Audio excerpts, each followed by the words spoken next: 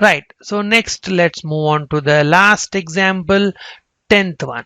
Okay, here what we do the, so till 9 problems, what is that we have done? We have we took the continuous time signal and we found the Fourier transform, but here we will give the Fourier transform and try to find the signal. Okay, so let us take x10 of j omega to be equal to rect of omega by 2 capital W. Okay, so both are not W's here, don't cancel them. Okay, this is capital W and this is omega. Okay, yes, so how does the plot look?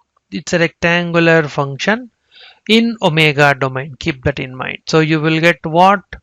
It's a rectangle signal from minus W to plus W with amplitude 1.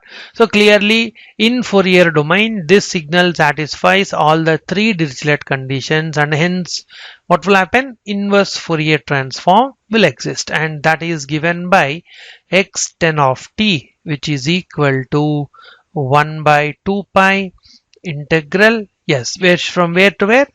Minus W to plus W with amplitude 1 multiplied with e power j omega t multiplied with omega. Okay, so this should be equal to 1 by 2 pi, and e power j omega t will have e power j omega t by j omega as the Fourier transform, and integral limits are from minus W to W.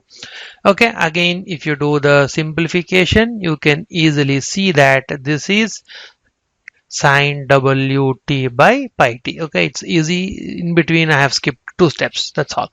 So this would be equal to sine Wt by pi t. Okay, so which signal will have rectangular function as the Fourier transform? Sine Wt by pi t. So this signal will have a rectangular function from minus W to plus W as the Fourier transform. Okay, so but let us try to plot that. So sine Wt by pi t, let us try to sine Wt by pi t, let us try to plot this signal. Okay, yes, so at 0 what happens here?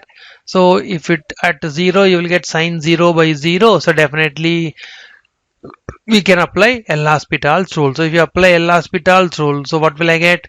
Differentiate numerator, so you will get cos Wt and then replace t with 0, and differentiate denominator with respect to t and replace t with 0. So definitely what do you get here? So you'll get numerator, what will happen? Cos Wt into W. So what will happen finally? You get W by pi as the answer. So let us substitute that. So at t equal to 0, you will get W by pi, and after that, that fellow will go down and the plot will look like this. Okay, so the plot will look like this. So yes, so how does the, okay, so how does the,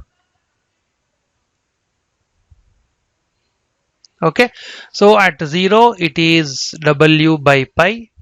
Next, and when will that fellow become 0 here? Again, you are in numerator you have sine function, so definitely we want a multiple of pi. So what should happen? So t should be replaced with pi by W. So when t is pi by W, W get cancelled, I'll get sine pi, which is 0. Denominator still it would be pi, so which is non-zero. So 0 by pi would be 0. Okay, so when will this fellow become 0? When t is pi by W. Okay, similarly, when this fellow become again 0 at 2 pi by W and so on. So same rule applies for negative time also. I'll get minus pi by W, minus 2 pi by W and so on. Okay, so it looks similar to sinc function again, right? So this signal which is defined as sine Wt by pi t will have what as Fourier transform? A rectangular function from minus W to plus W as the Fourier transform. So this again, because as I said it looks like a sinc function, we should bring in that condition. Okay, so let us write down this function as what? A sinc function. Okay, so how do we do that? So this I will just write it as sinc of, okay, I will leave this as homework, okay, representing this function as sinc function. So I write it as sinc w by pi t. Okay, sinc of wt by pi will give you sine wt by pi t. So I will just leave it as homework. So please try to prove that sine wt by pi t can be written as sinc wt by pi t. Okay, so in that way we have seen 10 signals and their Fourier transform. Sorry. Okay, so let us summarize all the 10 signals. So you should remember all these fellows. Don't forget. Okay, so first one, e power minus at u of t. So this fellow will have 1 by a plus j omega as the Fourier transform. So what is the condition? A should be greater than 0. Similarly, e power at u of minus t will have 1 by a minus j omega as the Fourier transform. Again, what is the condition on a? It should be greater than 0. Similarly, e power minus a mod t will have 2a divided by a squared plus omega square as the Fourier transform, and again what is the condition?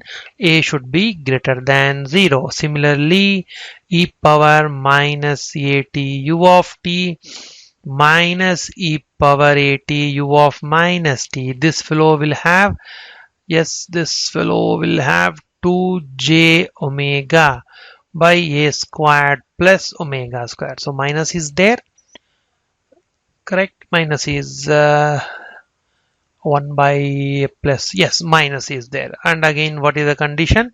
A should be greater than 0. Then we proved that signum of t will have 2 by j omega as the Fourier transform. Then we proved that delta of t will have 1 as the Fourier transform. Then we proved that 1 will have 2 pi delta of omega as the Fourier transform. Then with the help of above two results, we proved that u of t will have pi delta of omega plus 1 by j omega as the Fourier transform. And finally, we have proved that rect of t by 2t will have 2 sine omega t by omega as the Fourier transform. And finally, we got sine wt by pi t will have rect of omega divided by 2w as the Fourier transform. Okay, so these 10 signals which we have seen here, all these fellows are important. Okay, e power minus at u of t, so 2 sine wt by pi t. So all these signals are important, so please remember their Fourier transform. Okay.